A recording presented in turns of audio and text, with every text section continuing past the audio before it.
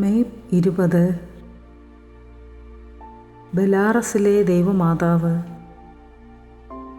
14-ാം നൂറ്റാണ്ടിൽ ബെലാറസിലെ സൈറോവിച്ച് എന്ന സ്ഥലത്തെ ഇടയന്മാർ മാതാവിൻ്റെ രൂപത്തിൽ നിന്ന് പ്രകാശം വരുന്നത് കണ്ടു.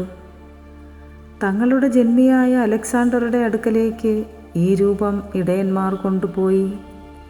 എന്നാൽ ആ രൂപം അവിടെ നിന്ന് അപ്രത്യക്ഷമായി മുൻപുണ്ടായിരുന്നിടത്ത് പ്രത്യക്ഷപ്പെട്ടു.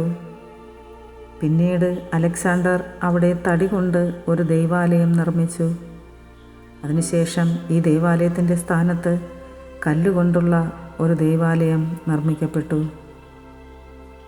പരിശുദ്ധ അമ്മേ ദൈവമാതാവേ, കടബാധ്യതയാൽ വീർപ്പുമുട്ടുന്ന അനേകം ആൾക്കാരുണ്ട്.